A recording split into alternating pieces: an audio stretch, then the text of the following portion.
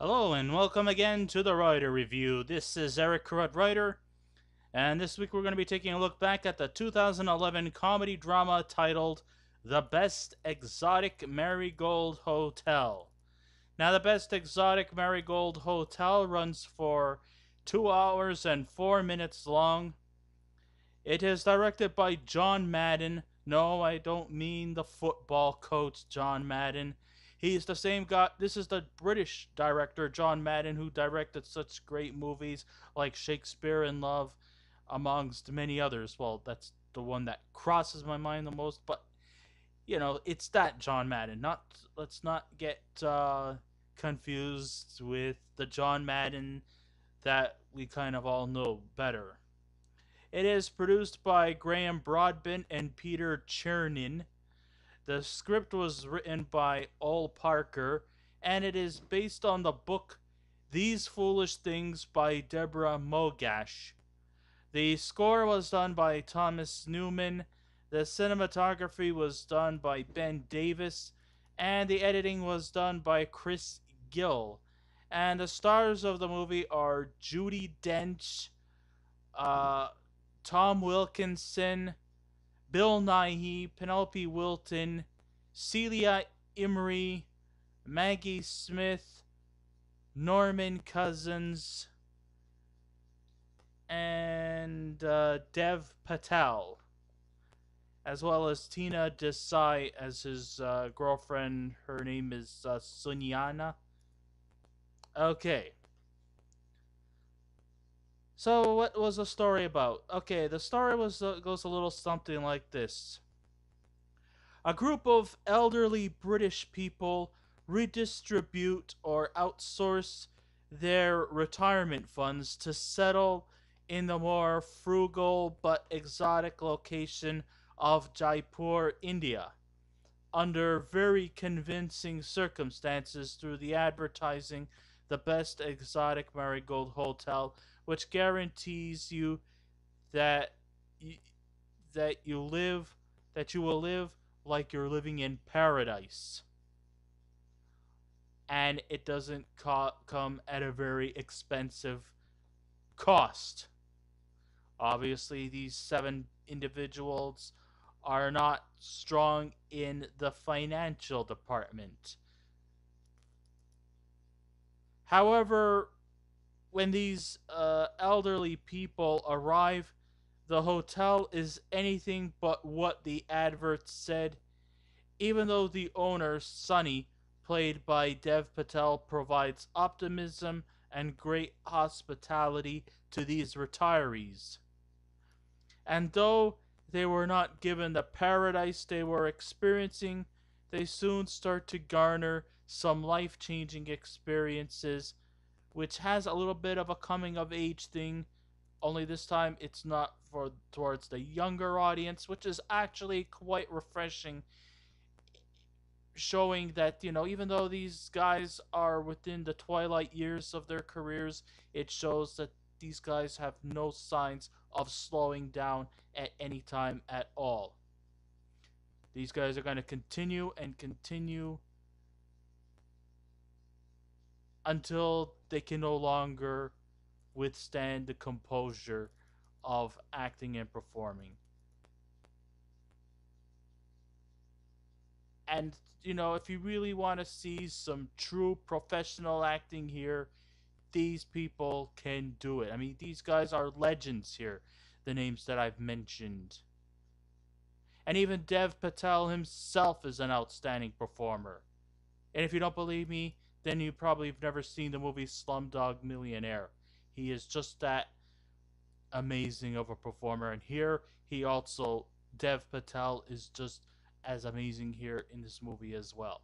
Even though he's kind of more leaning a little bit towards the supporting role, he is still managing to pull it off very well. And he's got a very interesting romantic subplot, which of course involves some conflicts within the family unit, of course, who is reluctant and is not too impressed with the fact that Sonny wants to marry somebody who is who has not been who has not been blessed by his by his parents because, of course, in Hindu customs, marriage is not determined through love, but through fixed. And I don't think it's only just applies towards Hinduism. I also think that at one time Judaism also um, benefits from fixed marriages as well. Maybe other religions too, maybe even possibly Muslim or stuff like that. Anyhow, there is that subplot that comes with the story. There are several themes to the best exotic Marigold Hotel, which include follow your destinies, accept the changes in your life, and memorizing famous quotes from Kipling are just some of the many features to this funny, sometimes sad, but mostly optimistic tale situated in the heart of the vibrant, colorful landscapes of Jaipur, India. Based off of the novel by Deborah Mogash titled These Foolish Things, the lives of these elderly people are brought into an atmosphere that truly spells opportunity, even if they have to go through some stages in their lives that are not always flattering. The gears of the story shift around taking risks and earning the love as each character must go through on their journey in which secrets come out, self esteem comes with a price, and acceptance is a must. It's an engaging film with subtle humor as it cools the heated climate as each patron goes on their initiative journey to search for happiness. In the early scenes, we are introduced to the characters who find each other as they all check into India's best exotic Marigold Hotel, where everything looks exquisite and luxurious, and it's run by the energetic hotel manager by the name of Sunny, played by Dev Patel. And these seven characters have all different unique characteristics, and each one of them is very engaging to watch. There's really not many leading characters because these characters all each have a chance to shine in his or her respective roles. And shine comes really, really effectively here. On the one hand, we are introduced to Evelyn Greenslade, played by Judi Dench. She is a housewife who had to sell her home to pay off her late husband's debt, and she serves as a narrator throughout the film. So here she is. She's a widow. Well, she wasn't always poor. I mean, but however, though, her husband, passed away, but he didn't really leave very much in his will. The only thing he led her, aside from the grief, was more grief, because all he left her was to pick up the debt that he owes to a lot of people. Now, the reason why she wants to go to India is because she needed a place to unwind, to still remain an independent individual. I mean, her son took upon the request to arbitrarily let her uh, live in his estate and promised that he was going to take care of her. But she also feels that, these are the exact same words her husband said during their 40 plus years of marriage. And look what it turned out. All he left her was his debt to many different people. So she had to sell her home. Where else was she going to turn? Who else is she going to turn to? So that's why she decides This place seems convenient, and I could get used to it. Then you have a former judge, the Honorable Graham Dashwood, played by Tom Wilkinson, who decides to finally retire in a country where he spent his first 18 years of his life there. See, his father was a merchant businessman, because let's face it, back in the old days, in the 60s, 50s, and 60s, Britain and India were strong, heavy business partners with each other, and they used to do a lot of business stuff. Do you know Pete Best was actually born in Madras, India, who's a British expatriate who lived there. Of course, if anybody knows who Pete Best was, of course he was, the original drummer of the Beatles before Ringo Starr took over. Yeah, Britain and India were really strong business partners, and mercantilism was a very pivotal part at the time. Might still be today, I don't know. Of course, he also wants to be reacquainted with an old flame that he knew during his time in India, and wants to reunite with this old flame. And he also has some other secrets to reveal. I'm probably going to give away spoilers, but I'm just assuming that maybe people may have did see this movie. All right, I'm going to come out and admit that Graham Dashwood, secret lover, was a guy, and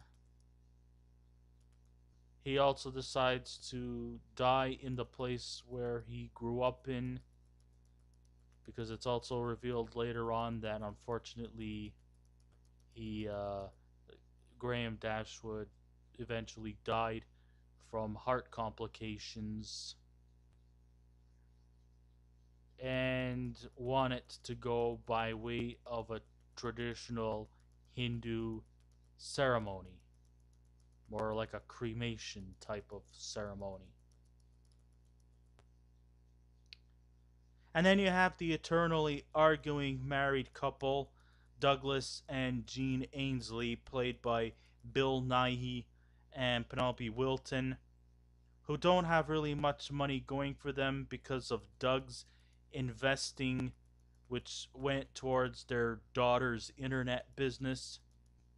And then you have the bigoted Muriel Donnelly, played by Maggie Smith, who needs inexpensive hip replacement surgery pronto, because if she stays in England, she's going to have to be put on the waiting list for 6 months. And you never know what could happen in 6 months.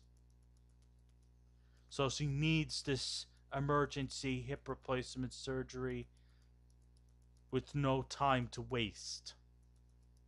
And then there's Madge Hardcastle, played by Celia Imrie, who wants to look for another man and wants to just get away from her family because her daughter and her son-in-law want to take advantage of her and just use her as a babysitter pro bono. In other words, she's just nothing more than a free babysitter, and just being isolated in her daughter and son-in-law's house makes her feel alienated. Yes, I know she's had a bit of trouble with husbands in the past, but she still feels that there's at least one last chance to get the happiness she needs. And then finally we have Norman Cousins, played by Ronald Pickup, who is trying to defy his age. He still thinks he's a hip swinging Lothario, even though he's definitely lost his his swag. He still seems to have the lust for younger women. So then he seeks India for a better catch. So by the time these 7 British expatriates uh, arrive at the best exotic Marigold hotel, trouble definitely wastes no time here as the 7 of them wind up on a crammed bus after the pickup bus from the airport never arrives and their luggage gets thrown over carelessly. To make matters worse, the hotel that guarantees luxury and splendor is nothing but. It's dusty, it's condemned, infested with cockroaches, and the phones don't even operate. But the cheery Sunny promises everything is going to be fine, which in subliminal terms means no, everything is bad, but it's not the end of the line, and that Kipling's quote that even disasters can have its hidden triumphs if you think with the glass half full. And that's kind of like what Sonny's modus operandi is. That is his initial feelings. I mean, yes, he knows that, things are not going very well at the best exotic Marigold Hotel, but he's still optimistic. He still thinks with the glass half full, and he still continues to try to cater to these 7 guests in hopes to provide with them the best possible service that they could have. I mean, he thinks that, they could still pull through. Even though, things have not gone accordingly. And that the only reason why he put these adverts out was so to probably at least help, you know, sort of, rectify the hotel so that it doesn't end up being shut down for good. And also maybe trying to help, um, raise his faith towards his easily very judgmental mother, who doesn't approve of his girlfriend because they already have a wife set up for him because of the whole Hindu customs of fixed marriages. But he still loves the person who he's in love with. And he's not afraid to tell it to his mother. Even though it will take a long time for his mother to accept the girl who he's in love with. And that love should come from the heart, not from the commitment. Sure, there is commitment to marriage, but it's the love that should upstage everything else. The guests each have provocative, contrary looks and opinions about their surroundings. Graham, who has more experience about India, has his mind set on something extraordinary. Mario feels he's in the threshold of hell, and while Joan feels this place is a dump and is not afraid to express her opinion about it, Smith, I gotta say, Maggie Smith, she definitely has a ball with those witty one-liners she delivers, and with ease, especially with the news that her hip surgery would have to be on hold for 6 months. I mean, in other words, she's saying 6 months? Sheesh, I could be dead by then.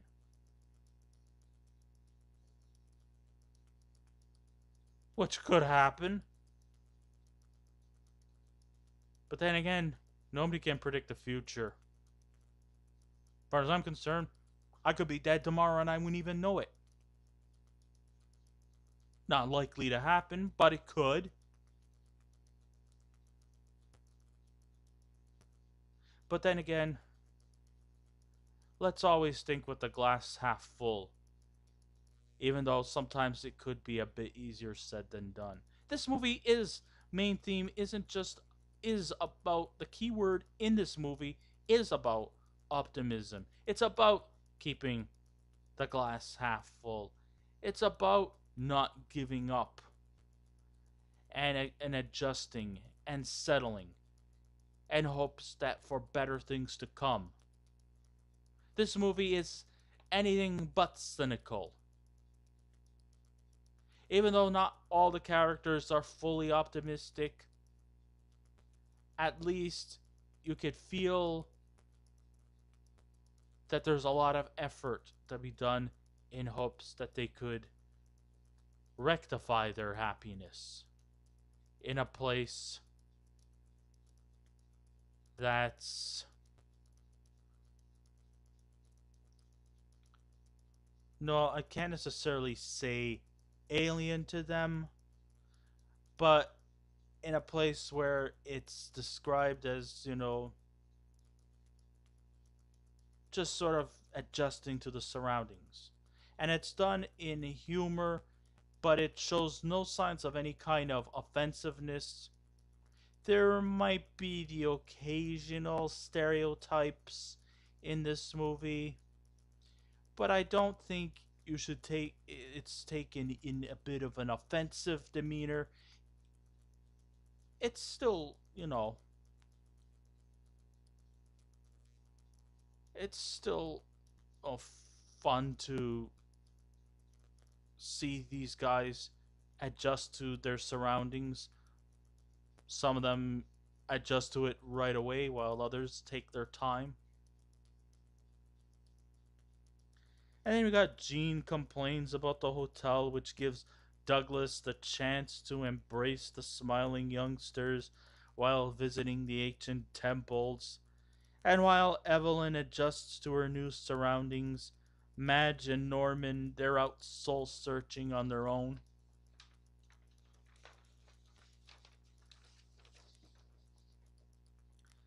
But what truly makes this movie really stand out is just that when we think that the guests have gotten their lives planned out for them, director John Madden definitely pulls a fast one on us. But I would have to say that the cinematography is definitely quite realistic as we explore the richness of Indian culture and the bustling of the city streets. And we can feel the steamy air in our nostrils and the markets and stands providing us with intricate colors and gorgeous flowers blossom wherever you go. You can sense the aura of India as you travel the city by walking or by a rickshaw, as you see peddlers, skinny cows, and heavy traffic in the downtown core.